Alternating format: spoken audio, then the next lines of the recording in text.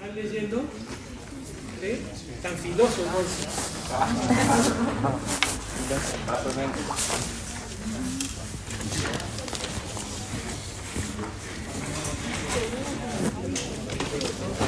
están como para que tomen un parcialito mañana. ¿No? No.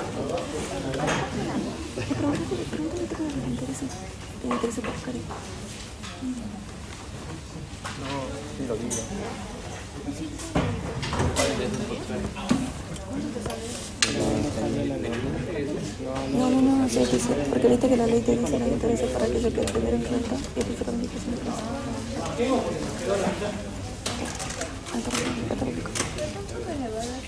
El conjunto inmobiliario lo quedamos.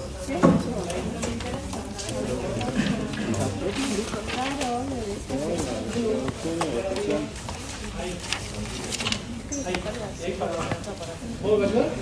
Yo me saqué y me saqué así.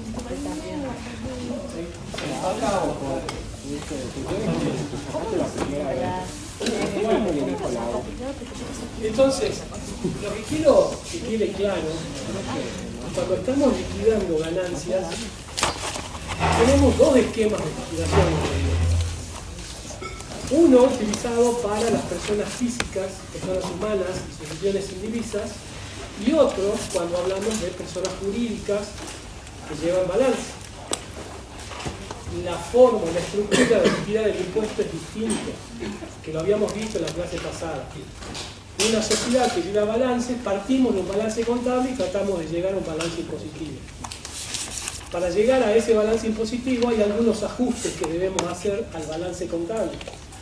Y cuando vamos a una persona humana, lo que hacemos es determinamos un estado de resultado impositivo, partiendo de los ingresos grabados, restándole las deducciones admitidas. Y así vamos a llegar al resultado impositivo. Para esta última, es decir, para las personas humanas, esa ganancia neta sujeta a impuestos que vamos a determinar, buscamos en la tabla del artículo 94 y nos va a determinar el impuesto a pagar. En cambio, cuando hablamos de una persona jurídica que lleva balance, al resultado impositivo, la ganancia neta sujeta a impuestos, la ubicamos en la tabla del artículo 73 y determinamos el impuesto. A partir de ese momento, lo que resta hacer es restarle a ese impuesto determinado las retenciones o percepciones que haya sufrido este sujeto durante el periodo fiscal que se liquida. Y luego, los pagos a cuenta que se hayan hecho o anticipos que se hayan hecho de este impuesto que corresponde a los periodos fiscales. Acá no se olviden de que tanto las personas humanas como las personas jurídicas pagan anticipos de impuesto en determinadas condiciones que están anticipando el impuesto para el año siguiente. Es decir, que con la liquidación del impuesto de este año sirve de base de cálculo para determinar los anticipos a las ganancias, pero en el periodo fiscal que viene.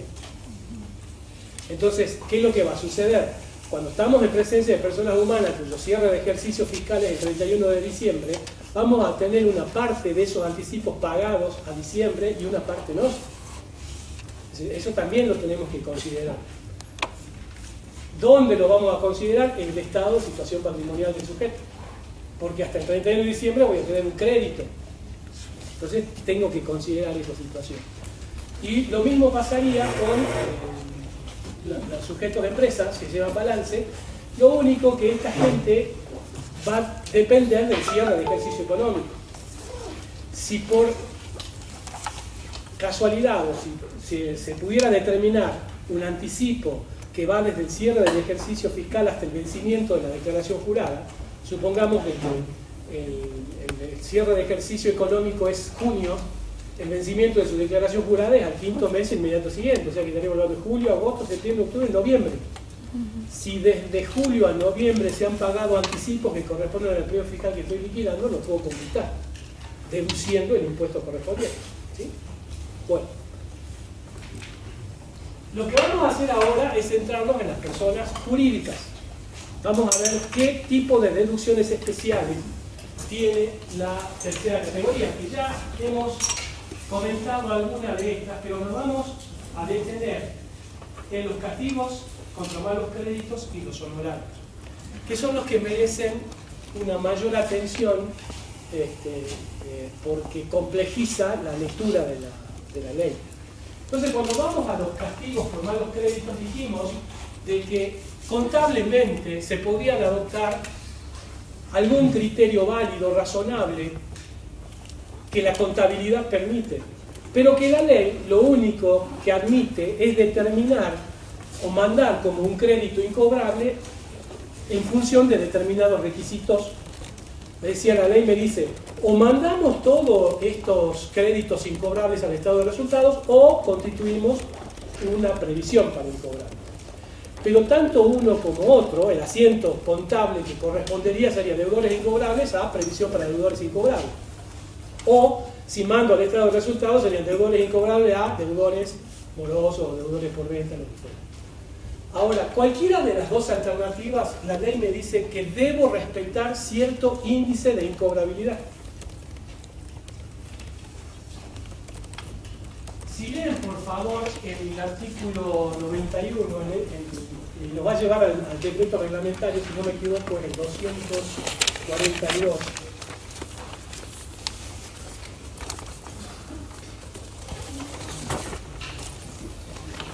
que me dice cuáles son los índices de incobrabilidad que debo tener.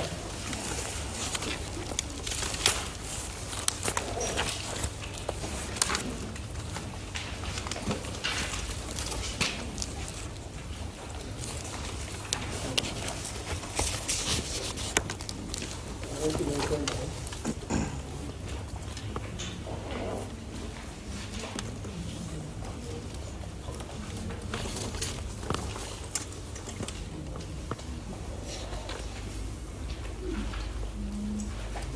Eso está en el 214 del decreto reglamentario que se relaciona con el 91 de la ley.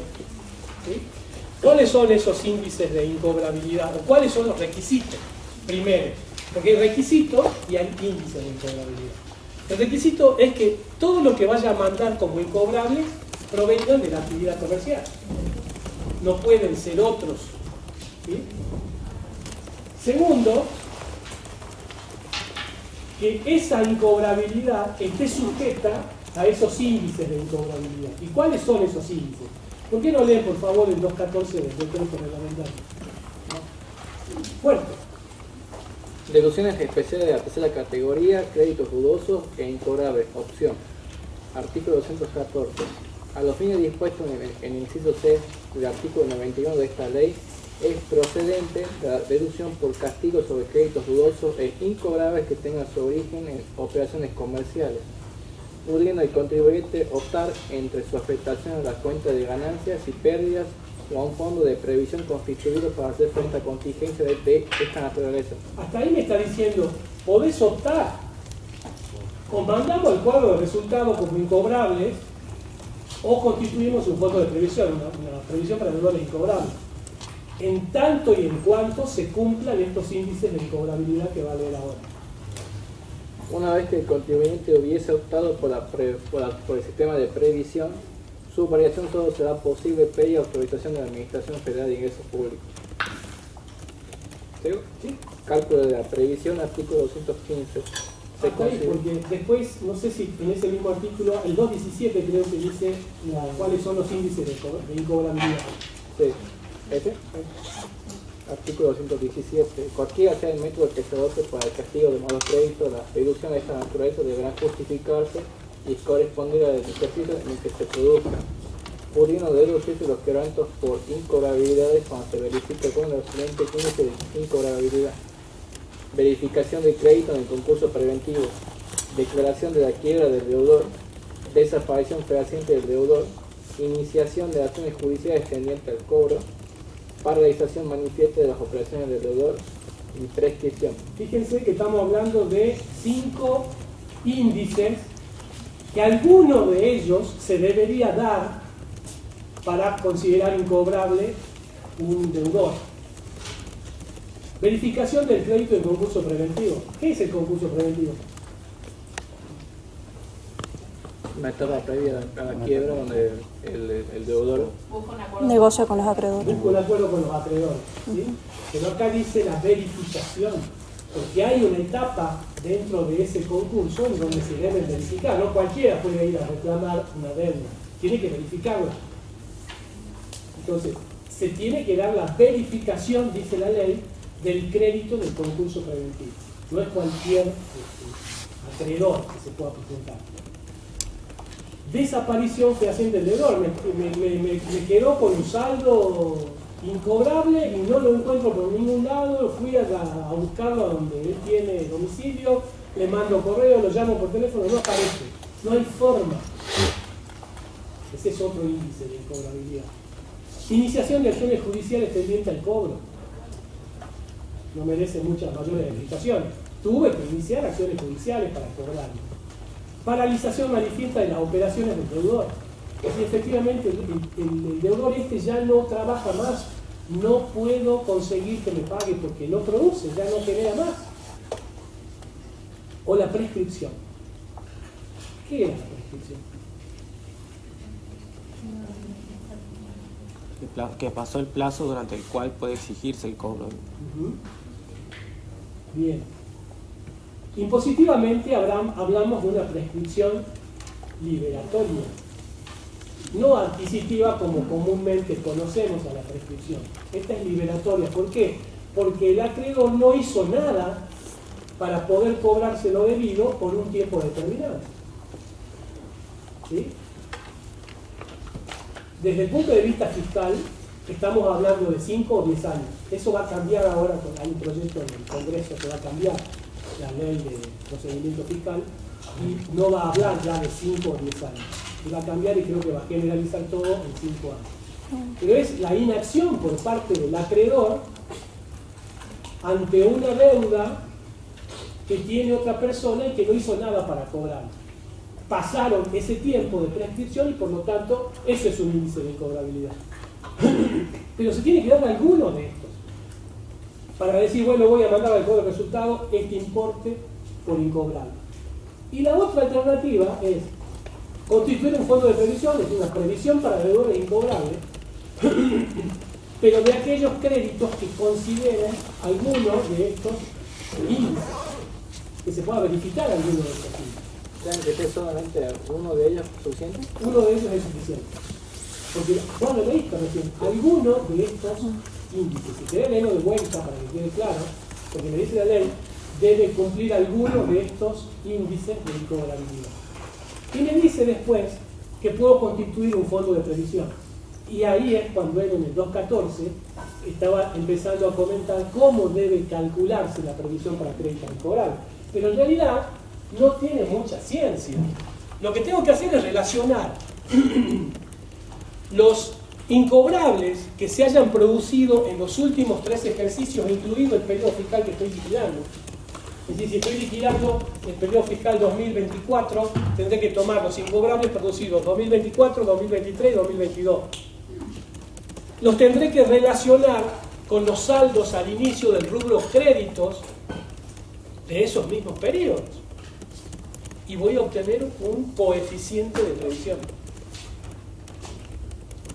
Ese coeficiente de previsión que obtenga, se lo voy a aplicar al saldo del rubro créditos al cierre del ejercicio fiscal que estoy liquidando. Y obtengo el monto de la previsión. Pero me dice la ley de que no puedo deducir esa previsión en el primer año que hago el uso de la opción. ¿Recuerden? Hay una opción. Yo puedo optar, o mando al cuadro de resultado la pérdida de incobrables o constituyo el fondo de previsión. Si me decido a constituir el fondo de previsión, ese primer año no puedo deducirla, sino que voy a deducir incobrables reales que cumplan estos índices. Y me dice también la ley que debo comunicar al organismo la opción que estoy realizando. Si opto por constituir la previsión, la tengo que mantener por 5 años al menos. También debería optar por comunicar a la AFIP si opto por mandar al cuadro de pérdida y ganancia los incobrables en base a estos índices. Ahora, supongamos que estamos en la secuencia de este periodo de tiempo de previsiones ya constituidas. Un requisito que me pide la ley que debo hacer para tener derecho a deducir la previsión así constituida es ajustar la previsión del año pasado respecto de los incobrables de este año. Entonces, si yo constituí una previsión por encima de los incobrables que se produjeron en el ejercicio fiscal por el cual se pretende cubrir, ustedes recuerden que la previsión es para cubrir contingencias futuras. Es decir, yo constituyo en el 2024 una previsión para cubrir los incobrables del 2025. Si esa previsión del 2024 se constituyó en exceso a el incobrable producido en el 2025, quiere decir que mandé a pérdida un importe mayor al que debía haber mandado. Que no lo supe en el 2024, porque no sé cuánto van a ser los incobrables. Yo hago esto en función de un cálculo admitido por la ley. Pero me dice también de que compare qué es lo que ha sucedido con esa previsión. Si la calculé en exceso, es decir, la previsión es mayor que el incobrable real, he mandado a pérdida el año pasado un monto que no debió mandarse a pérdida, por lo tanto esa diferencia la tendré que declarar en el 2025 como ganancia. Si es al revés, es decir, que constituye una previsión por debajo del valor de los incobrables reales del 2025, y la diferencia la tendré que mandar como pérdida. Ese requisito es indispensable si quiero deducir la previsión de ese año que estoy liquidando. Tengo que fijarme qué pasó, tengo que analizar con lo que pasó la previsión del año pasado con los incobrables de este año, ajustarlos. Requisito previo para poder computarme la previsión que voy a constituir este año para el año que viene. Todos los años voy a tener que calcular ese coeficiente de previsión. Entonces, ¿cómo determino el coeficiente de previsión? Relaciones los incobrables de los últimos 3 ejercicios, incluido el del periodo que estoy liquidando, con los saldos al inicio del rubro crédito de esos mismos periodos. ¿Se entiende?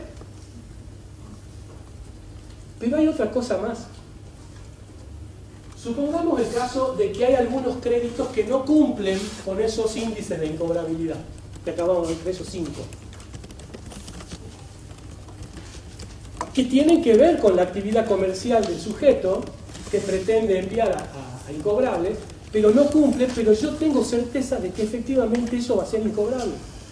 Pero por la magnitud del crédito que puedo considerarlo incobrable, no justifica la iniciación de acciones judiciales porque me va a salir más caro las costas del juicio y los honorarios del abogado que lo que pretendo cobrar. La ley crea una ficción que no es tan ficción, que son los incobrables de escasa significación. Pero me da ciertos requisitos, pero que sí o sí deben cumplirse indefectiblemente todos esos requisitos. ¿Lo pueden leer, por favor? En los casos en los que por la escasa significación de los saldos a cobrar no resulta económicamente conveniente realizar gestiones judiciales de cobranza y en tanto no califiquen en alguno de los restantes índices arriba mencionados, igualmente los malos créditos se computarán siempre que se cumplan concurrentemente los siguientes requisitos. 1. El monto de cada crédito no deberá superar el importe que fije la Administración Central de Ingresos Públicos teniendo en cuenta la actividad involucrada. Ese monto hoy es 140.000 pesos, que debería actualizarse para el 2025. Esos 140.000 pesos es al 2024. Debería actualizarse, que todavía no lo hizo. 2. El monto de cada crédito no deberá superar el importe. El crédito en cuestión deberá tener una morosidad mayor a 180 días de producido su vencimiento. 6 meses. No puede ser menor a 6. O sea, además de no cumplirse con los índices de incobrabilidad que hemos visto hace rato, además de eso, el monto no puede superar los 140.000 pesos y no puede tener una antigüedad mayor a 180 días. ¿Qué más? En los casos de que no haya sido fijado el periodo de vencimiento o este no surja de manera expresa de la documentación reparatoria, se considerará que se trata de operaciones al contado. 3. Debe haberse notificado fehacientemente al deudor su condición de moroso y declarado el pago del crédito vencido. Dice notificado fehacientemente. ¿Cuándo se considera una notificación fehaciente? No hay otra. no es un correo electrónico, no es una llamada de teléfono, es una carta documento. Que quede constancia en algún lugar en donde se hizo, la intención teníamos de cobrar y se está notificado de eso. Y la carta documento es el documento más idóneo para eso. ¿Qué va? Cuarto, deben haberse cortado los servicios o dejado de operar con el deudor moroso, entendiendo que en el caso de la prestación del servicio de agua potable y cloaca, la condición referida al corte de los servicios igualmente se cumple con los por aplicación de las normas que se deben ajustarse los prestadores estén obligados a proveer al deudor moroso una prestación mínima. En los casos de crédito que cuente con garantías, estos serán deducibles en la parte atribuible al monto garantizado solo si al respecto se hubiese iniciado el correspondiente juicio de ejecución. Dice, dejar de operar con el deudor. Hace rato entre los índices de incobrabilidad decía de que el deudor haya dejado de operar él. Acá me dice, yo tengo que dejar de operar con él. Entonces, resumamos. Primero, no se tiene que dar ninguno de los índices de incobrabilidad, porque si se da alguno de ellos, no hay problema, lo mando como incobrable, constituyo la previsión. No se tiene que dar ninguno de esos índices de incobrabilidad. Segundo, no puede superar la suma de 140.000 pesos. Tercero, que tenga una antigüedad mayor a 180 días, que se haya notificado fehacientemente al deudor y, me falta uno, y que haya dejado de operar con el deudor. Pero esos 5 se tienen que dar simultáneamente. Si te falta alguno de esos 5, no podés considerarlo de escasa significación. ¿Estamos? ¿Se entiende? Y el otro tema, los honorarios a directores, síndicos y miembros del Consejo de Liquidez. ¿Podés pasar?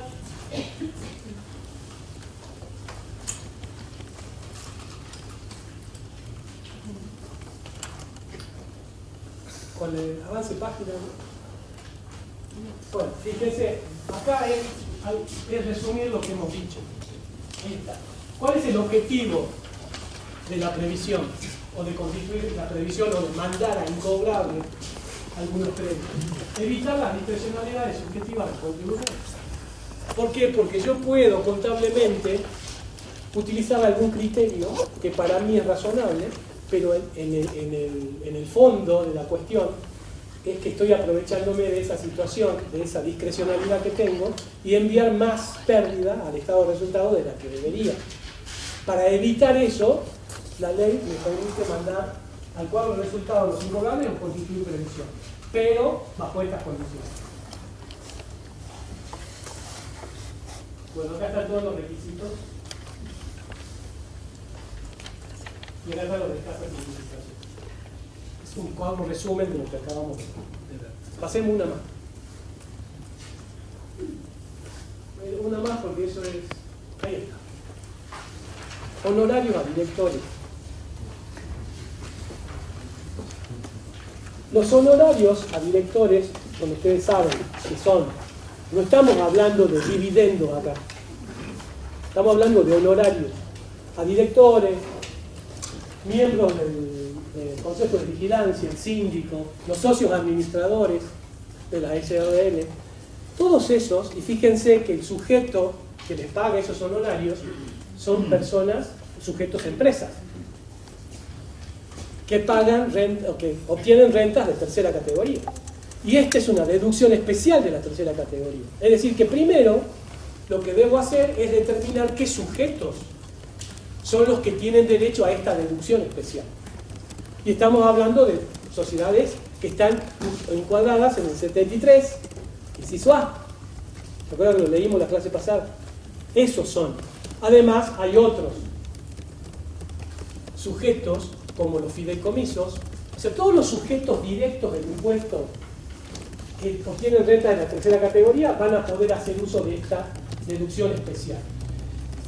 Pero el tema de los honorarios a directores, lo vamos a resumir así, si no es largo el nombre, los honorarios a directores, se lo puede analizar desde dos puntos de vista.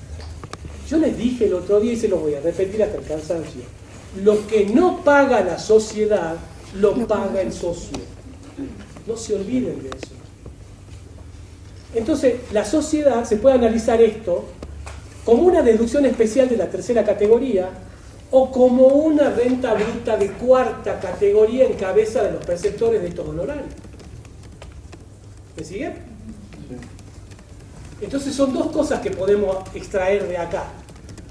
La deducción de tercera categoría, una deducción especial, y las rentas de cuarta categoría que van a ser declaradas por los socios perceptores de estos honorarios. Ahora bien, fíjense ustedes acá. Los sujetos que puedo utilizar son los indicados en el inciso A, fideicomisos. Se excluyen a los establecimientos permanentes que eran los establecimientos del país, que estaban en el país, pero que pertenecían a sujetos del exterior. Esos no pueden usar esta deducción. ¿Y qué componen esos honorarios? Precisamente por la tarea que realizan en las empresas, como directores, como síndicos, como socios gerentes. No por otros conceptos, es por ello, por retribuciones que perciben esos sujetos por las tareas que desarrollan en la sociedad. Ahora bien, esas retribuciones van a tener límites de computabilidad en la determinación del honorario. Por un lado, la ley me habla de que los directores, gerentes, socios, miembros del Consejo de Vigilancia, los socios administradores que estaríamos hablando, van a tener dos límites que vamos a tener que analizar. El primero de ellos es el 25% de la utilidad contable. Esto de la utilidad contable lo vamos a analizar enseguida porque no es tan directo como dice ahí. Hay que hacer un cálculo para determinar ese 25%. Y el segundo límite, 12.500 por cada perceptor. Ha quedado viejísimo y desactualizado ese número, pero eso es lo que dice la ley y es lo que vamos a respetar. 12.500 pesos por cada perceptor. Y elegimos el mayor de los dos. O el 25% de la utilidad contable, que se calcula con una fórmula, o 12.500 por cada perceptor, el que sea mayor. Y eso va a ser la deducción especial de tercera categoría. El tema pasa cuando la asignación de esos honorarios que se hace en asamblea sea menor al mayor de estos dos montos. Es decir, que si lo asignado es menor, supongamos de que el límite elegido por ser el mayor de estos dos es el 25% de la utilidad contable, pero lo asignado en la asamblea es menor que ese monto, no puedo tomar el 25, tengo que tomar el monto menor, que es lo asignado. ¿Me van siguiendo, chicos? Bien. Ahora, estos 12.500 puede verse incrementado cuando el perceptor sea mujer, y hablamos de un 40%, de un 60%, o puede ser un travesti, transgénero, transexual. En ese caso ese incremento es del 40%. Se hace un incremento de los 12.500, se va a incrementar o un 60% o un 40%. Esto es una ley que ha salido en el 2019, no antes del gobierno de Milei, estaba Macri, en el 2016 y 17. Ahora, director, gerente, socios gerentes, miembros del Consejo de Vigilancia, tienen esos dos límites. Pero cuando nos referimos a los síndicos, ese no tiene límite. Lo único que tengo que ver es que lo asignado no sea menor a ese monto. O sea que se puede deducir el 100% de los honorarios del síndico, en tanto y en cuanto sea o no sea superior a lo asignado al síndico. ¿Vamos? Ahora, pero eso tiene un límite temporal, una limitación temporal establecida por la ley. ¿Y cuál es ese límite temporal? De que la asignación de honorarios se haga por asamblea de socios asamblea de accionistas o lo que fuera. Y que esa asamblea que asigna honorarios se produzca antes del vencimiento de la declaración jurada del periodo fiscal por el cual pretendo deducir esos honorarios. Si yo tengo el cierre de ejercicio el 31 de diciembre de cada año y la declaración jurada va a vencer en mayo del año siguiente, la asamblea debe estar entre el 31 de diciembre y la fecha de vencimiento, que es en mayo. En ese periodo de tiempo, la asamblea tiene que haber asignado honorario, pero lo tiene que haber asignado en forma individual, o sea, decir, a este tanto, a este tanto, a este tanto.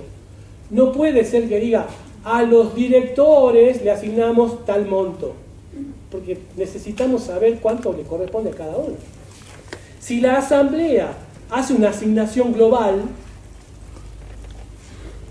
el órgano volitivo tendrá que hacerlo en forma individual. ¿Cuál es el órgano volitivo? No, la asamblea no es.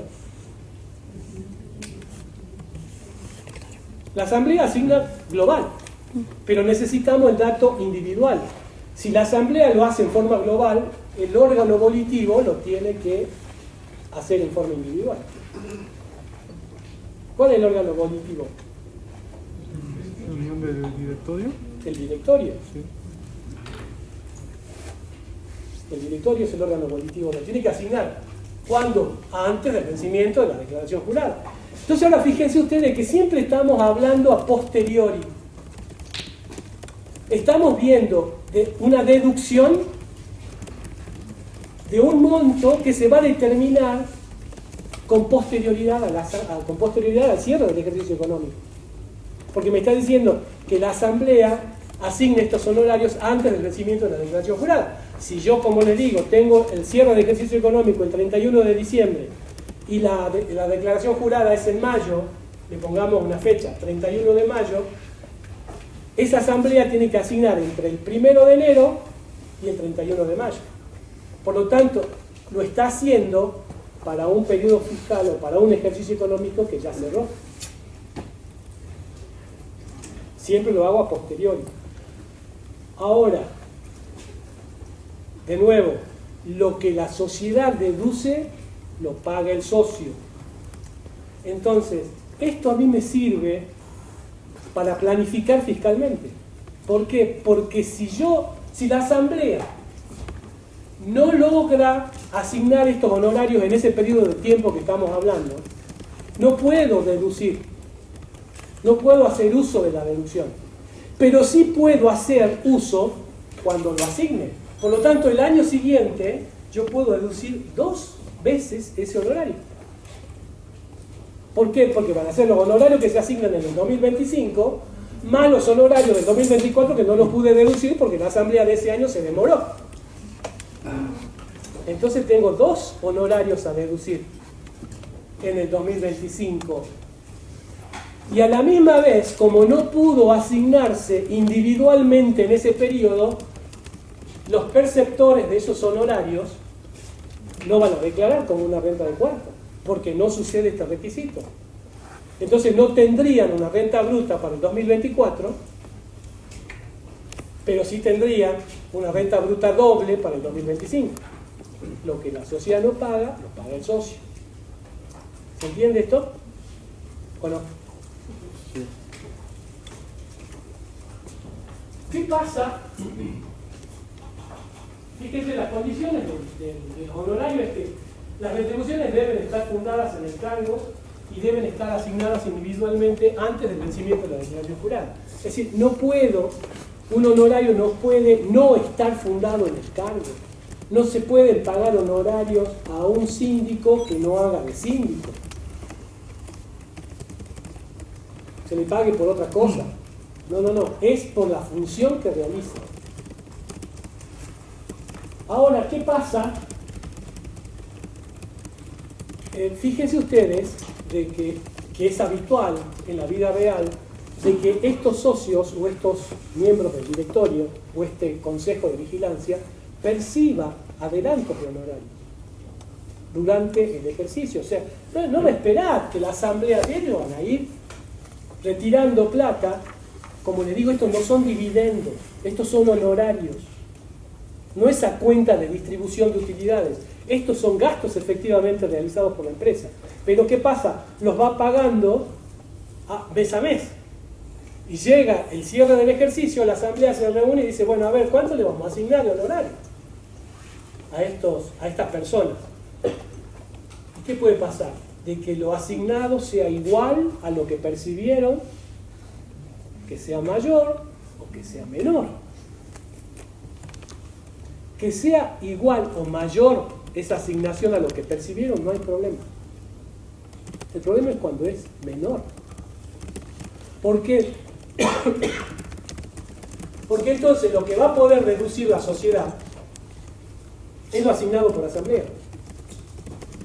Pero resulta que ellos cobraron más durante el año. Eso cobrado de más durante el año es una disposición de fondos que no es en beneficio de la empresa. Y ahí entra a jugar la figura del interés presunto. Entonces la ley va a entender de que esa diferencia que hay es un préstamo que la sociedad le hace al socio y el socio le tiene que devolver esa plata con más un interés. Por lo tanto, ese interés es presunto y es ganancia que debe declarar la sociedad. ¿Entendió? En el supuesto que existan adelantos a cuenta de honorarios, el monto que exceda lo asignado tipifica el supuesto de fondos de impuestos a favor del tercero que no han sido realizados en interés del Estado. Esa es la figura del interés presunto. Hasta acá lo que es la deducción. ¿Estamos de acuerdo? Entonces, si vamos a encarar este problema de los honorarios desde el punto de vista de una deducción especial de tercera categoría, tengo que analizar dos límites. El 25% de la utilidad contable o 12.500 por cada perceptor y elijo el mayor. En tanto y en cuanto esos honorarios hayan sido asignados por asamblea en forma individual antes del vencimiento de la declaración jurada del periodo fiscal que se pretende liquidar, se pretende deducir. ¿Estamos? Solo para el síndico no tiene límite, se puede deducir el 100% de esos honorarios, pero que estén asignados individualmente por asamblea antes del vencimiento de la declaración jurada. Y tendré que comparar lo asignado con lo percibido. Si lo asignado es menor a lo percibido, interés presunto. La sociedad tiene que pagar ganancias por eso. No por la diferencia, sino por un interés de esa diferencia. Eso es deducción de tercera categoría. Y ahora viene lo más importante en realidad, porque el socio lo que va a hacer es declarar ganancia gravada lo que la sociedad dedujo. Renta de cuarto. Pero ahí también vamos a entrar a comparar cosas respecto de lo que percibió y lo que la sociedad pudo deducir. En este caso, fíjense, que va a declarar como ganancia gravada los importes deducidos por la sociedad. Lo que no paga la sociedad lo paga el socio. Los excedentes al monto deducido por la sociedad, ¿qué quiere decir eso? Que los socios cobraron más de lo que la sociedad pudo deducir. Supongamos que la sociedad dedujo el 25% de la utilidad contable, pero los socios percibieron más. Entonces, ¿qué va a pasar en cabeza del socio? Va a declarar una renta gravada de cuarta categoría, lo que la sociedad dedujo por ellos. Y el excedente, por eso dice el excedente, al monto deducido por la sociedad, cuando aplicándole la tasa del impuesto a la ganancia supera el impuesto determinado por la sociedad. Entonces, ¿qué tendré que hacer? Sumar los excedentes de cada uno de estos perceptores y a esas diferencias las tendré que comparar con la ganancia neta sujeta a impuesto de la sociedad. ¿Qué es lo mismo decir acá? Vamos a aplicarle la tasa del impuesto a los excedentes y lo comparamos con el impuesto de la sociedad. Es más fácil que hagamos la sumatoria de los excedentes, lo comparamos con la ganancia neta sujeta a impuesto de la sociedad. ¿Por qué? Porque lo que no paga la sociedad, paga el socio. Va a tener un límite. Y la ley dice, lo que exceda a lo que la sociedad pudo deducir va a ser no computable en cabeza del socio, en tanto y en cuanto que, en tanto y en cuanto es. Si yo comparo la sumatoria de los excedentes con la ganancia no imponible y me doy con que los excedentes son superiores a lo que la sociedad dedujo, la pregunta es, ¿esa diferencia es computable o no computable? Es decir, ¿es ganancia grabada o no en cabeza del socio? Y me dice, sí, puede ser no computable, pero con el límite de la ganancia neta de la sociedad. Entonces, si la sociedad por la ganancia neta sabemos que la sociedad va a pagar impuestos.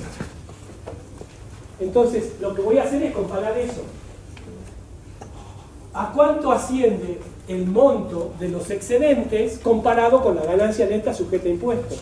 Y voy a ver ahí si el monto de ese excedente es ganancia grabada o no computable en cabeza del socio. Pero para eso me dice, tiene que haber en la sociedad impuesto determinado. O sea que determina impuesto, requisito fundamental. Y segundo, que los excedentes al monto deducido por la sociedad, cuando aplicándole la tasa del impuesto, no superen el impuesto determinado de la sociedad. Es decir, entonces, si le aplico el impuesto a ese excedente y veo de que es menor al impuesto que paga la sociedad, entonces está bien, es no computable. ¿Por qué? Porque la sociedad ya pagó el impuesto. Ahora, pero si es mayor, bueno, esto está grabado. Vamos a ver un ejemplo de eso. ¿Hasta acá vamos? ¿Sí? No dejen estarse, lean esto mañana mismo cuando salgan de acá porque se van a olvidar. Esto es un cuadrito que nos va a ayudar, nada más. Pasemos una pantalla. Acá vamos a tratar de dilucidar el tema del 25% de la utilidad contable. No es tan directo como decíamos hace rato. ¿Cuáles son las fórmulas del cálculo para determinar el impuesto a la ganancia? Tiene cuantificar el tope del 25% sobre el resultado contable después del impuesto cuantifica. Lo que pasa es que la ley me dice o el 25% de la utilidad contable después de haber liquidado el impuesto como lo dice esta ley.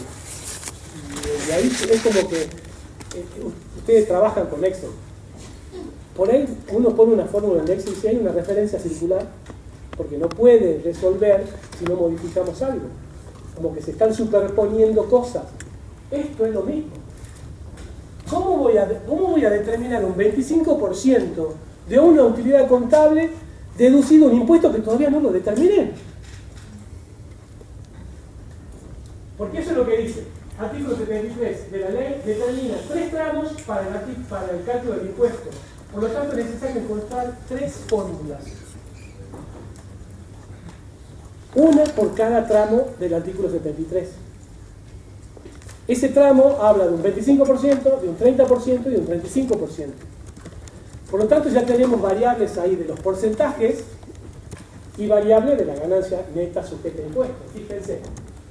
Para poder realizar el cálculo tenemos entonces dos incógnitas. La utilidad después de declarar los honorarios deducibles y el impuesto determinado. Ahí se da la referencia circular que le hacía mención. En función de ello existe una fórmula que simplifica el cálculo. Si llamamos UC a la utilidad contable, UI, utilidad impositiva antes de la reducción de honorarios, honorarios deducibles, bueno, acá es porque depende, ¿no? Porque siempre hablamos del 25% de la diferencia de la utilidad contable menos el impuesto a las ganancias, que eso es lo que me está queriendo decir la ley. Es el 25% de la utilidad contable después de reducirlo el impuesto. Pero el impuesto no lo calculé todavía. Y a la misma vez, el impuesto, ¿cómo querés que lo calcules si todavía no sé cuál es el 25%? ¿Cuáles los honorarios deducibles? No sé cuáles son. Pasemos una más. Entonces me dice, Los honorarios del CIDE, de acuerdo a lo que me dice la ley, debería ser el 25% de qué? De la utilidad contable menos el impuesto a la ganancia.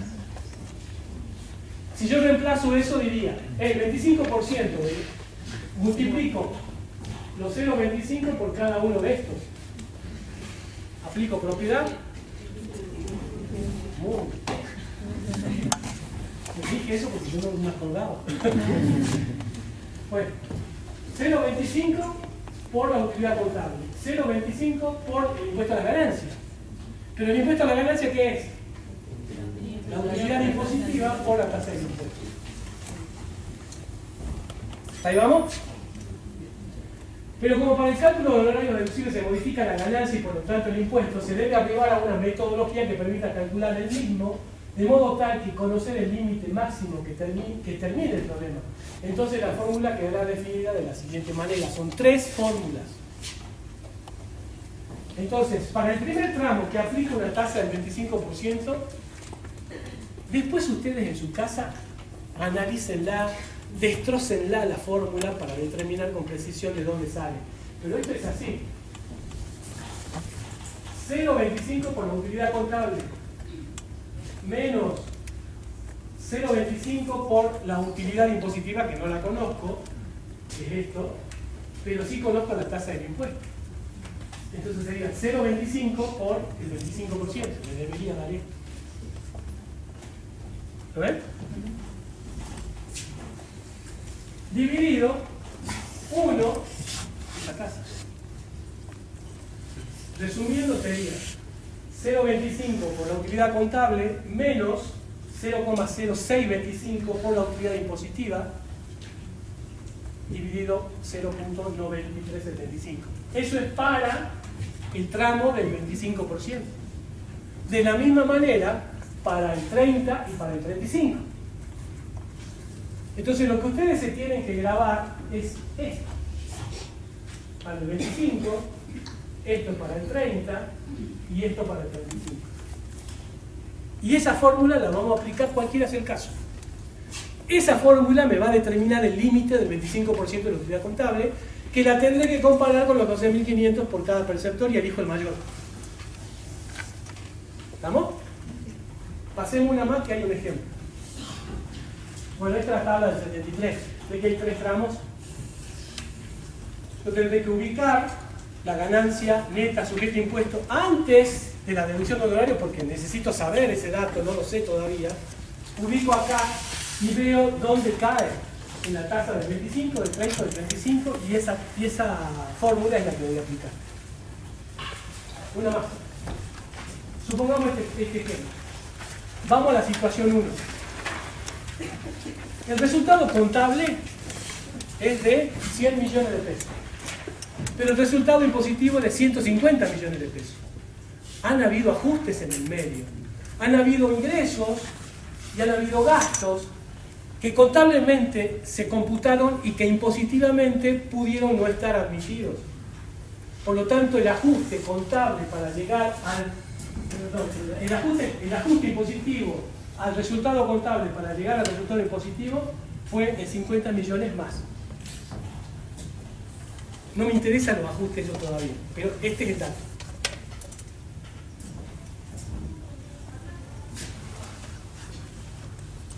Dice, la sociedad cuenta con 2 directores, a los cuales a través de acta de asamblea de accionistas se le asignó individualmente a cada uno 15 millones de pesos por retribuciones de servicios antes del vencimiento de la deducción. Entonces me está diciendo, estamos en condiciones de poder hacer uso de la deducción especial. Pero analicemos la primera situación, después vamos a ver los otros dos. Avancemos una más, por favor, después volvemos. Bien. Fíjense. Dijimos, utilidad contable, ¿cuánto era? 100 millones. 100 millones. 2 millones el año pasado. Están viendo una placa el año pasado. Era 100 millones. La utilidad impositiva era 150 millones. Estoy reemplazando en la fórmula. 0,25, 0,625 dividido 0,9375 me da esto. y me dice, el 25% de la utilidad contable que hace mención la ley es 16.666.666,67 por aplicación de la fórmula. Ese es uno de los límites, el 25% de la utilidad contable.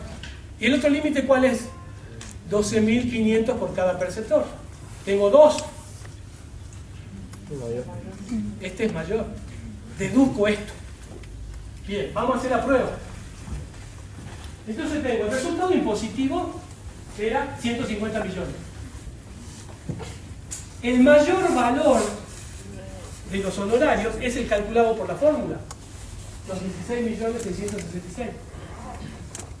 Eso me da un resultado final de 133.333.000. El impuesto determinado de eso es el 25%, de acuerdo a la tabla. Porque ahí se ubica este resultado final. Si ustedes ven la tablita de los tres tramos, tienen que ubicar los 133 millones. Y les va a decir que hay que aplicar la tasa del 25%. Si yo aplico la tasa del 25%, es 33.333.000 el impuesto determinado. ¿Sí? Bueno, pero como este es el resultado impositivo y no el contable, yo me vuelvo acá y digo, bueno, pero el contable es 100 millones.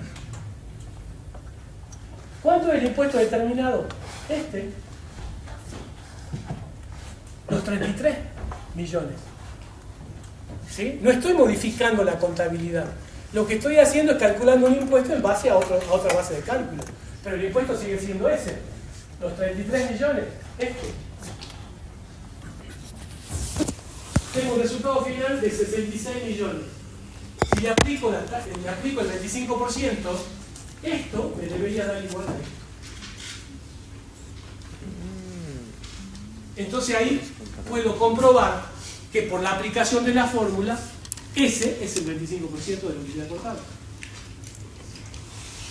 De la misma manera, para los otros dos casos, volvamos una. Ahí. 200 millones de utilidad contable, 250 millones de utilidad impositiva. Hago exactamente lo mismo, nada más que aplico otra fórmula. Aplico esta fórmula. Es lo mismo. ¿Qué me va a cambiar? Y estos valores. ¿Por qué? Porque están incididos por la tasa del impuesto. ¿Sí? Y fíjense que acá también me da, si lo achicamos un poquito, le da 33.700.000 por aplicación de la fórmula del 25%, que lo comparo con 12.500 por cada perceptor, y esta es la mayor. Bueno, pero yo quiero saber si efectivamente el 25% de la utilidad contable. Sí es. ¿Estamos? Y lo mismo en el caso de la aplicación del 35%. ¿Se entiende esto, chicos? ¿Sí?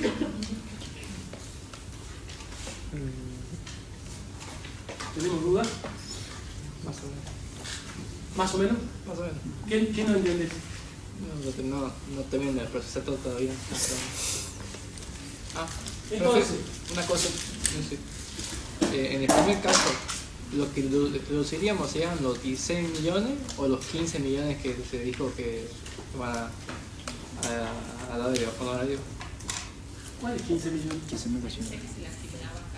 Hay una. Perdón, volvamos al enunciado. Dice, la sociedad cuenta con dos directores, a los cuales a través del acta de asamblea de accionistas se le ha sido individualmente 15 millones. Es el límite de la deducción. ¿Cuál es mayor, los 15 millones o los 16 millones? Los 15 millones, entonces deduzco los 15. Porque es el límite que me da la sociedad. Cambiemos el dato digamos, no es 15 millones, le pongamos 90 millones. El ejemplo dice 15 millones a cada socio, total de asignación 30 millones. Bueno, 30. Sí, entonces 16. Pero cambien, si ustedes quieren, cuando estudien, cambien ese valor como quieran y hagan la comparación. siempre límite hasta lo asignado. Pero no solo eso, sino que también lo tengo que hacer en forma individual. Si son 30 millones lo asignado, tengo que analizar por cada uno para ver cuánto es la renta gravada de cada uno que tiene que declarar y cuánto es la renta no gravada. O sea, lo tengo que hacer en forma individual. Hacemos una más. Ahí está. Esto no tiene nada que ver con el ejemplo de hace rato. Acá vamos a tener algunas suposiciones, ¿sí? Porque si no se va a complejizar y va a haber números muy grandes. ¿Qué vamos a entender acá? Esto es analizando ahora como una renta de cuarta categoría. Es la renta que tiene que declarar cada perceptor. Supongamos que la utilidad contable de la sociedad antes del impuesto es 1,5 millones. Y la utilidad dispositiva antes de la deducción de honorarios es 1.200.000. Supongamos que por la aplicación de la fórmula el 25% me da 308.000 pesos. Y 12.500 por cada perceptor, son 2 perceptores, me da 25.000. Elijo el mayor. ¿Lo ven? Esto no tiene nada que ver los números con lo que acabamos de analizar, porque era otra cosa distinta de lo que queríamos mostrar. Ahora esto es renta de cuadro y vamos a suponer estas cosas. Entonces, la sociedad deduce el mayor de los dos valores, los 308.108. Bien, entonces, ¿qué va a decir la sociedad? Y bueno, pero yo tuve una utilidad impositiva de 1.200.000.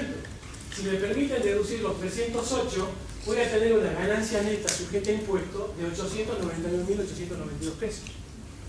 ¿Lo ven? ¿Se ve o no? Sí. Hasta ahí los datos. Vamos al supuesto 1.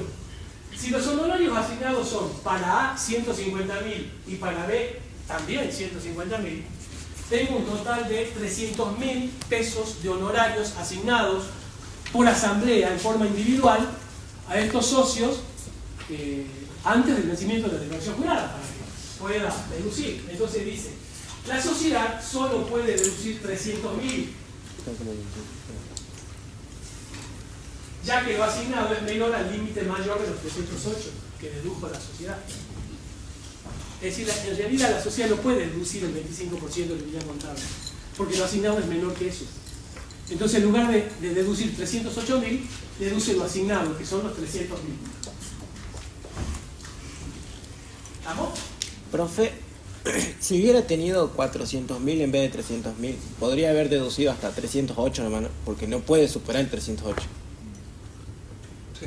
Claro, porque es el mayor valor entre el 25% y los 12.500 por cada. Pero el ejemplo lo tenemos. Sí. No te me adelanté porque. No, es que venía pensando con el anterior también, que más o menos. Hacemos una más. Bueno, acá otro supuesto. Ahora, el socio A se le asignaron 750.000 y marca el socio B. Total, 1,5 millones de asignación. Entonces, ¿qué pasa? La sociedad deduce el mayor valor entre los 308 y el 1,5 millones. Acá sí puede deducir los 308. ¿Lo ven? Sí. Por ahí veo unas caras como que no se entiende nada de lo que estoy diciendo, ¿no? Profe, entonces no sería el mayor, sería siempre con el límite de la asignación, digamos. Compara esos 308 con los 25.000, que sería 12.500 de cada perceptor. No. Compara el resultado de la fórmula, que en este caso es 308, con los 12.500 por cada perceptor. Eso elige el mayor, pero siempre con el límite de lo asignado.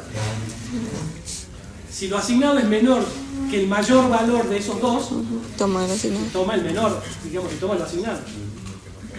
¿Estamos? Entonces me dice, la sociedad le dice 308.000. Que el mayor valor entre el 25% y 12.500 por cada perceptor. Por lo tanto, ¿cuánto le va? Corresponde a cada socio la mitad, porque se asigna la mitad a cada uno, de partes iguales. ¿Sí?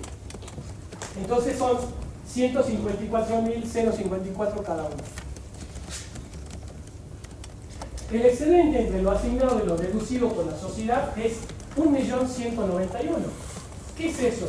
Era el 1,5 millones de lo asignado menos lo deducido por la sociedad. Eso me da 1.191.000.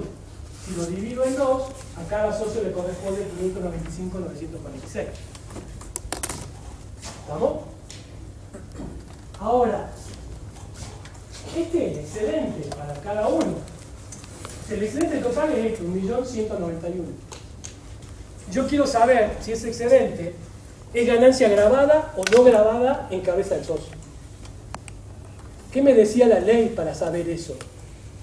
Que haga la comparación, le aplico el impuesto a los 1.191.000 y lo comparo con el impuesto que paga la sociedad. Bien. Si es menor, No está grabado. no es grabado.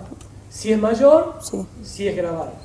Ahora, pero si no es grabado, me da otro límite más la ley. ¿Cuál es ese límite? La ganancia neta sujeta a impuestos de la sociedad.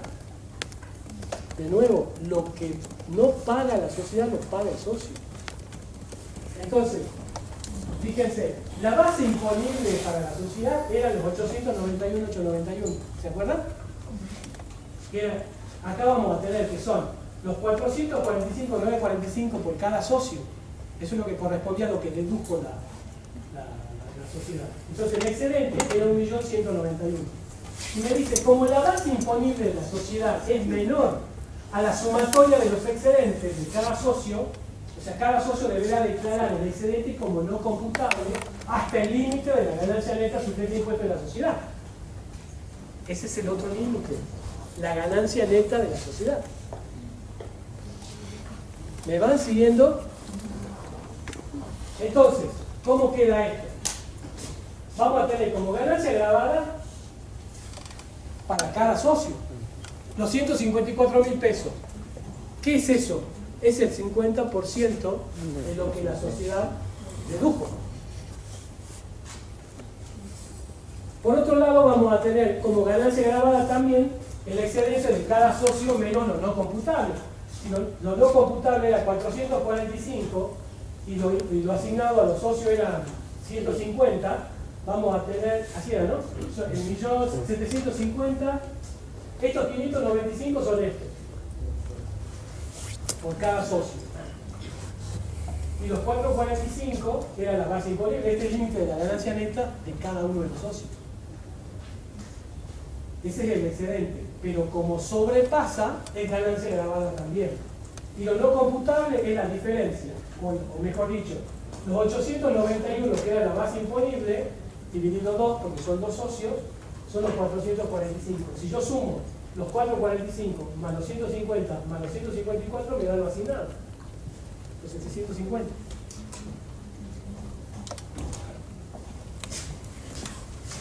Profe, ¿de dónde saca los 595?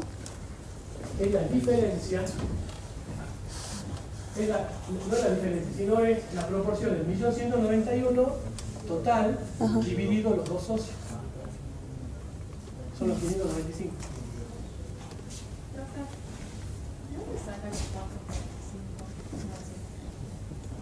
¿Esto? Esto acá se dice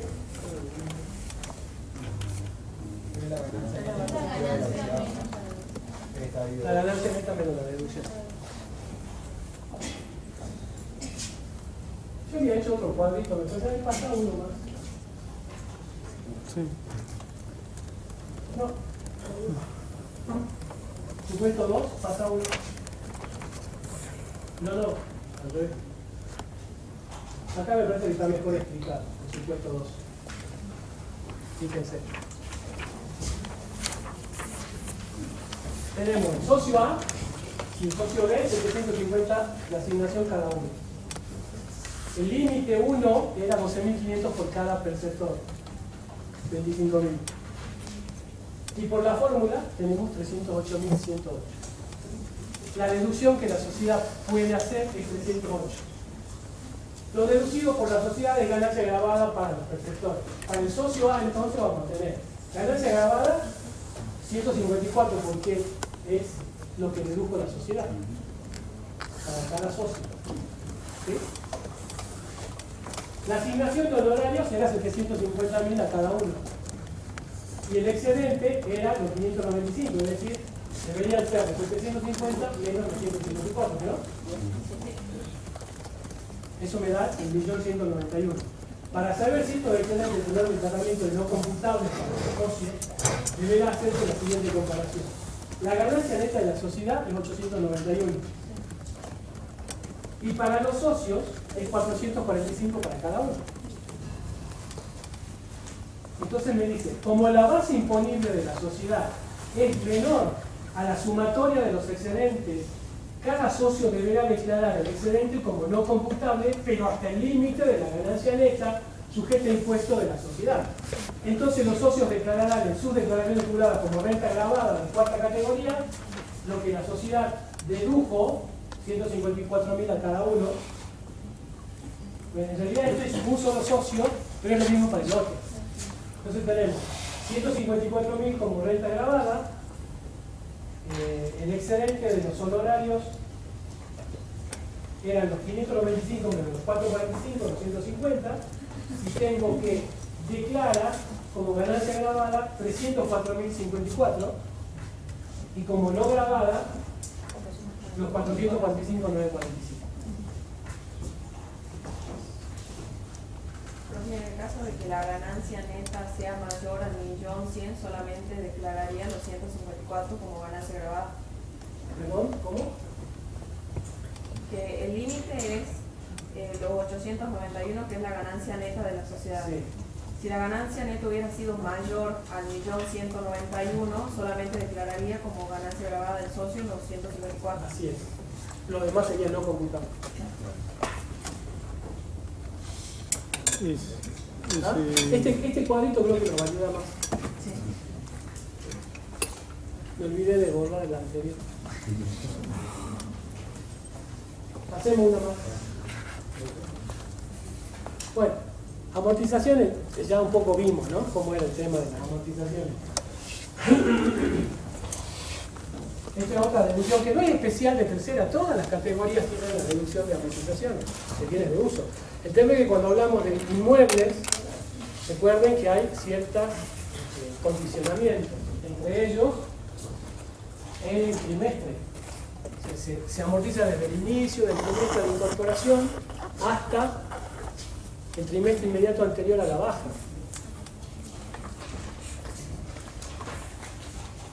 ¿Se ajusta por inflación esa amortización?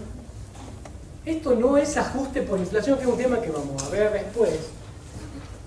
Esto es algo que el ajuste por inflación impositivo no permite que se haga sobre las amortizaciones, sobre los bienes de uso.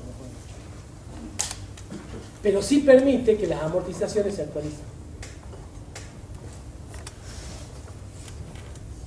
Y el tema de la amortización de las mejoras también lo hablamos cuando vimos primera categoría. Si amortizamos, o mejor dicho, la renta bruta de primera categoría por una mejora, se prorrateaba desde la habilitación de la mejora hasta la expiración del contrato de alquiler, y la amortización desde la habilitación de la mejora hasta la finalización de vida útil del bien. Hacemos una más.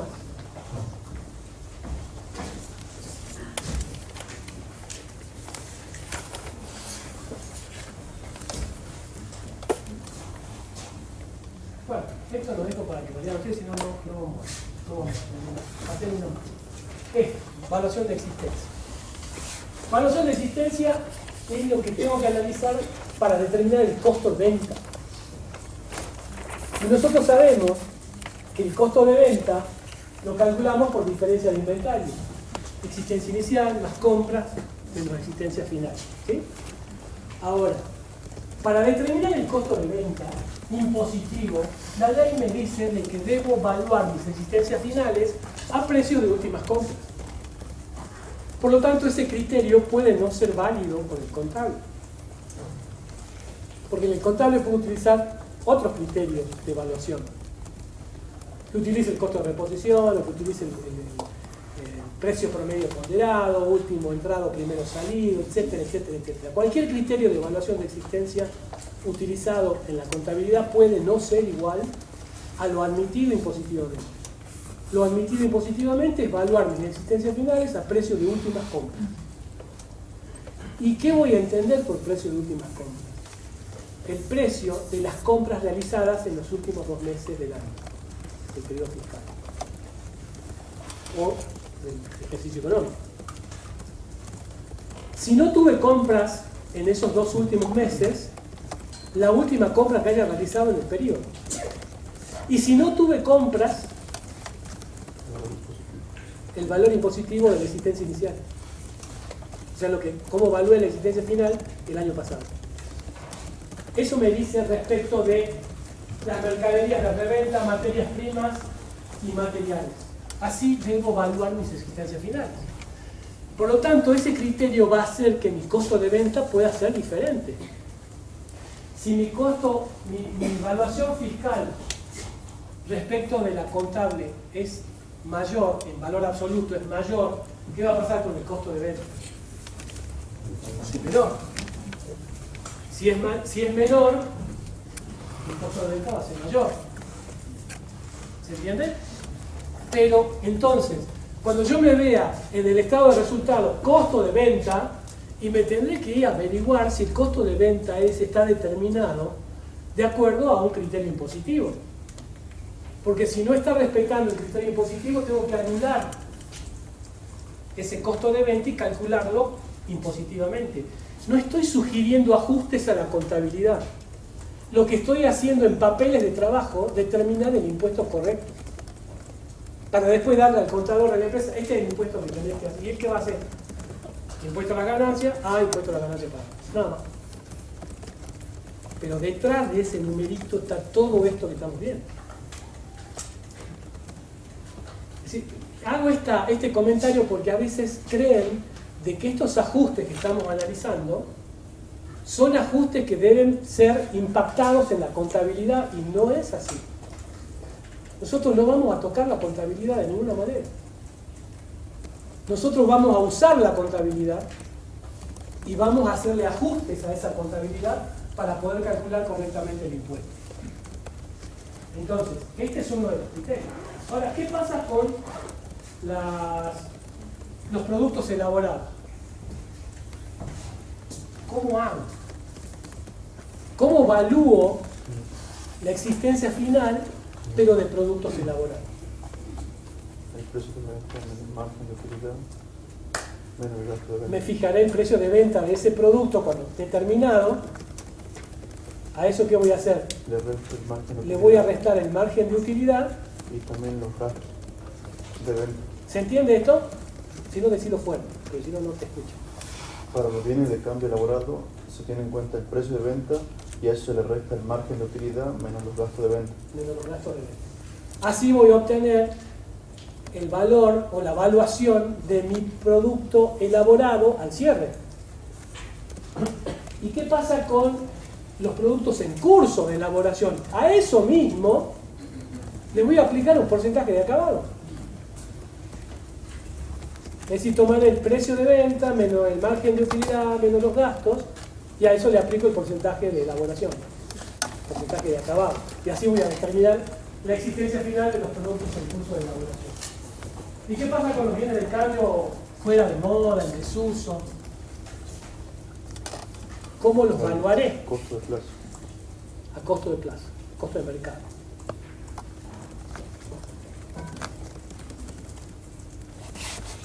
Pasen una más, por favor. Bueno, desuso. Este es fácil, digamos, no merece mucha atención, pero estamos hablando de un bien que deja de usarse no solo por obsolescencia, sino porque está pasado de moda. Una computadora que por la actividad que yo tengo puede llegar a amortizarse en 2 años o en 1 año.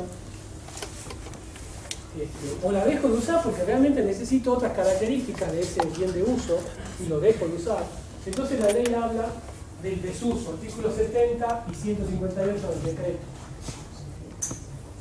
¿Cuáles son las opciones?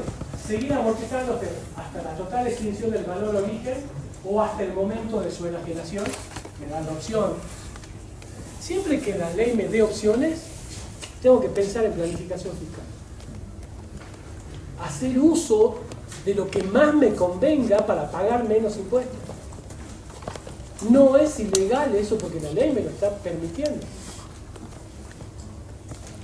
Y la otra opción sería no practicar amortización alguna desde el ejercicio de su retiro. En el ejercicio en el que se produzca la venta, se imputarán las diferencias entre el precio de venta menos el valor residual. Es la opción que me está dando. Yo elegiré cuál me conviene más. ¿Sí? Hacemos una más. Venta y reemplazo, el famoso rollover. ¿Saben lo que es esto? Esto es muy utilizado en realidad en la actualidad, sobre todo en empresas que renuevan periódicamente sus equipos, sus bienes de uso. Y en realidad lo que pasa es que yo tengo un bien de uso que lo voy a cambiar por uno nuevo. Entonces tengo un bien de uso viejo que me quiero deshacer de ese bien para comprar uno nuevo que lo va a reemplazar. Ahora, el tema es de que yo tengo que determinar un resultado por este bien viejo que me quiero sacar de encima. ¿Y cómo me lo voy a sacar de encima? Vendiéndolo. Y si yo lo vendo, tengo que determinar los resultados de esa venta. ¿Y cuál es el resultado de esa venta? La diferencia entre el valor residual y el precio de venta. ¿Entre qué? El valor residual y el precio de venta. El precio de venta menos el valor residual. ¿Y el valor residual aquí es igual? Al valor de origen menos la depreciación acumulada. Determino el resultado por la venta de ese bien. Y ese resultado, si es positivo, se lo aplico al valor de compra del nuevo bien. Y ese sería su valor de origen. El valor de origen sería nuevo, sería un nuevo valor, porque si yo le estoy aplicando ese resultado, el valor de compra va a disminuir en ese valor del resultado por la venta del viejo bien. Entonces, supongamos de que el nuevo bien es 100 pesos, el resultado por la venta del viejo bien es 10, el nuevo valor de adquisición será 90, 100 menos 10. Y la amortización de ese nuevo bien se calculará sobre los 90, no sobre los 100. ¿Sí? ¿Y usted para qué existe esto? ¿Por qué hace esto? ¿Por qué me dice esto en la ley? ¿Me puede generar algún tipo de ventaja, algún tipo de beneficio? Porque la ley me permite que al resultado de la venta no lo declare como ganancia. No lo voy a declarar como ganancia. ¿Por qué? Porque lo estoy aplicando a la compra del nuevo bien. Es cierto, en el nuevo bien voy a amortizar sobre un valor menor al que podría haber hecho de no utilizar este método. Pero no declaro ganancia. Es una cuestión financiera en realidad.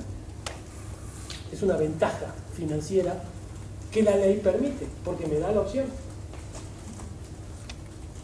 Entonces, ¿la opción cuál es? Mandar a ganancia el resultado de la venta del viejo bien o imputarla al valor de compra del bien que se está reemplazando. No declaro ganancia por el resultado de la venta y amortizo menos de lo que, como consecuencia de esa imputación. Pero tengo que manifestarlo.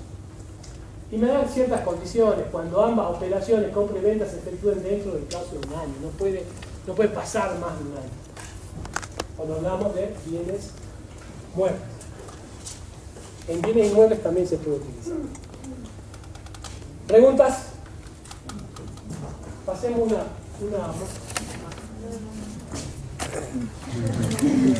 Ya me estaba quedando sin voz. Chicos, la próxima clase creo que van a tener práctica de esto. ¿Verdad? Después vamos a volver a retomar, pero vamos a empezar con deducciones generales y personales. O sea, es importante dar esto primero, porque la renta de tercera categoría también lo puede obtener una persona humana. Recuerden que las personas humanas pueden tener renta de las 4 categorías. Las sociedades solamente tercera categoría. Pero esto que acabamos de ver les va a servir para liquidar tanto para una persona humana como para una persona jurídica.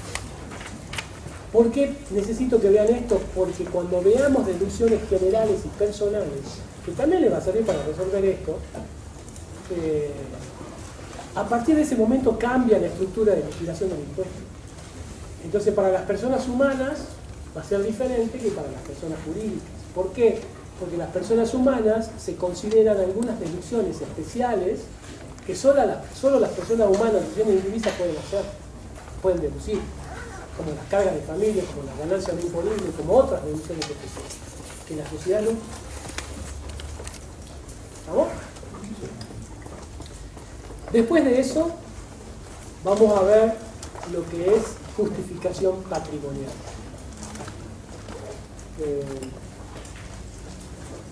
Tenemos 40 minutos todavía, así que podemos adelantar lo que vamos a ver. No, porque es importante que vayan relacionando cosas. Fíjense ustedes. Este documento del cuadro de horarios, la parte de que es la renta grabada para el perceptor. ¿Por favor? Sí.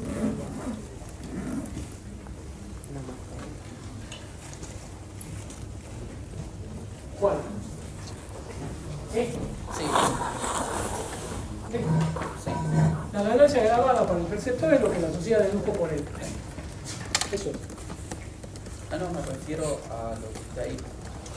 O sea, la ganancia grabada, lo primero dice que, lo que me acaba de decir, que en este caso es el importe deducido por la sociedad. Es Pero, eso. Lo que la sociedad dedujo debe pagar el socio. ¿Sí? Y después dice, los excedentes al monto deducido por la sociedad, cuando aplicando la tasa del impuesto superen el impuesto determinado por la sociedad, en ese caso va a ser grabado. ¿No entendés ese párrafo? sí. Al revés, sería no computable.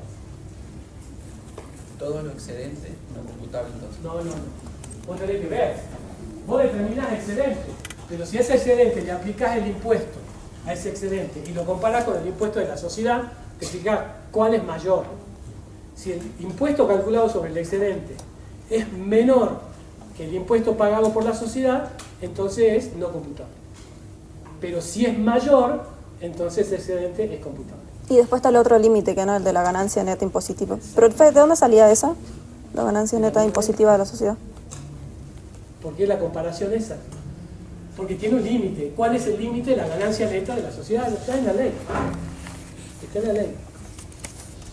O sea, va a ser no computable, sí, pero con un límite, que es la ganancia neta de la sociedad. ¿Por qué? Porque la sociedad no ha pagado más de ese valor.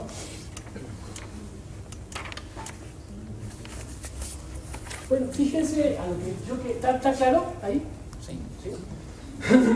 Quería decir es, siempre cuando ustedes vayan a presentar una declaración jurada de una persona jurídica, les van a exigir que presenten el balance. No sé, alguno, si está haciendo algún tipo de trabajo en algún estudio, quizás les estén diciendo, che, tenés que escanear en PDF el balance y hay que presentarlo con clave fiscal en la AFIP. ¿Por qué? Porque la AFIP quiere saber, ARCA, cómo determinaron el impuesto. Y ellos verifican, digamos, a través de fórmulas muy sencillas, determinan la consistencia o inconsistencia de la declaración jurada, teniendo un balance en el cual se utilizó como base de cálculo para la determinación del impuesto. Pero para una persona jurídica es eso, digamos, partimos del mismo balance y hacemos ajustes y determinamos el impuesto. Muy bien. Una persona humana no usa balance. Una persona humana, una sucesión indivisa, no tiene balance. Nada, no tiene nada de eso. Sin embargo, la ley, no la ley, el decreto reglamentario, le dice que estos sujetos deben presentar su estado de situación patrimonial para comparar lo que es el patrimonio al inicio y el patrimonio al cierre de ese sujeto. La comparación patrimonial de inicio y de cierre de ese sujeto le va a permitir obtener por diferencia lo que se denomina consumo. qué es lo que el contribuyente pudo, con lo que pudo vivir, o sea, para comer, para vestirse, para esparcimiento de él y su grupo familiar. Entonces los datos de la declaración jurada le van a permitir obtener ese dato por diferencia. Ese dato quizás sea mucho más importante que la determinación del impuesto. ¿Por qué digo esto? ¿Cuál es la manifestación de la capacidad contributiva para ganancia?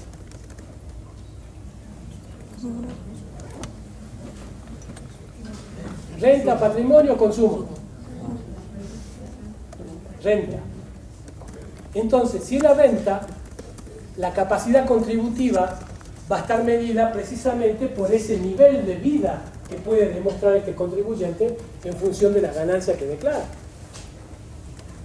Entonces, si el monto consumido que se determina por diferencia no es razonable en función del nivel de vida de su capacidad contributiva, lo voy a tener a los inspectores del AFIP en el estudio o en el domicilio del cliente al día siguiente de haber presentado la declaración jurada.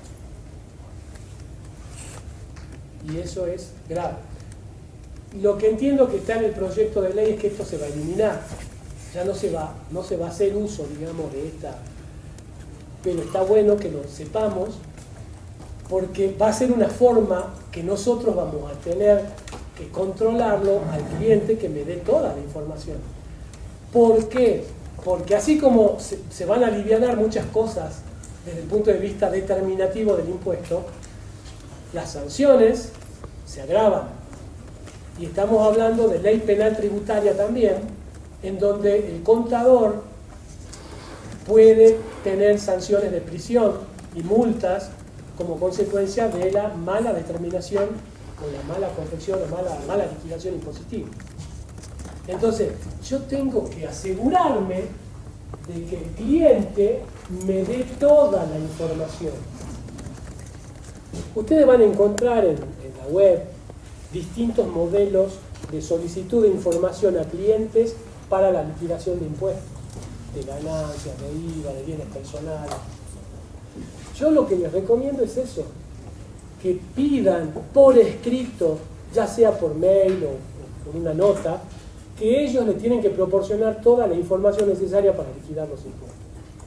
De esa única manera ustedes van a poder cubrirse las espaldas ante una situación de fiscalización por parte del organismo y que detecte diferencias que por la magnitud los involucre a ustedes como liquidadores de impuestos. Entonces, todo lo que vamos a ver a partir de ahora es de suma importancia y quizás mucho más importante que la determinación del impuesto, que tenemos que saber, lógicamente. Tenemos que saber cómo liquidamos un impuesto. Tenemos que saber qué deducciones podemos hacer en función de lo que la ley me permite. Pero también es importante esto que les estoy diciendo, porque quedan enganchados con la ley penal tributaria. Entonces, mucho cuidado con ese tema. Tienen que ver bien. Le doy un caso. Supongamos que el monto consumido por diferencia en función de las declaraciones juradas le da que este contribuyente ha consumido en el año 1 millón de pesos. Pero resulta de que este tipo se va 2 veces al año al exterior, cambia el auto todos los años, manda a los hijos a estudiar a Europa, es decir, 1 millón de pesos al año. Es lo que me da por diferencia. Acá algo que no me está funcionando, acá hay algo que no me han dicho. Si eso es así, yo les garantizo de que hay ganancias omitidas. O gastos que no debieron computarse. Entonces tengo que fijarme. ¿Y cómo tengo que hacer? Si yo no tengo nada de respaldo de eso, y yo voy a ir preso junto con los clientes. Entonces lo que tengo que hacer es respaldarme de eso, con documentación. Entonces cuando venga el cliente, che, necesito que me haga la liquidación, bueno, mira, yo necesito que me pase todo esto. No, bueno. No, pero escuchame, vos me conocés, no sé cuántos que somos amigos. No, llename esto por favor, porque no, es así como se trabaja. Y si está en... A veces lo que sucede es que en la realidad, a veces la necesidad del profesional supera a la avaricia del cliente. Entonces por ahí uno acepta. Yo lo que les recomiendo es que no lo hagan, no acepten eso. Es un cliente que no merece la pena, porque si no le paga al fisco lo que corresponde, tampoco le va a pagar a usted. Entonces, fíjense en ese tema, por favor, no es poca cosa. Eso sucede a diario. Entonces, traten de munirse de toda la documentación necesaria para primero cubrirse las espaldas de ustedes. Y después vemos. Bueno chicos, espero haberlos ayudado en algo. Este es un tema importante. Vayan, lean, sáquense todas las dudas en la clase práctica y si no en la próxima clase teórica me preguntan lo que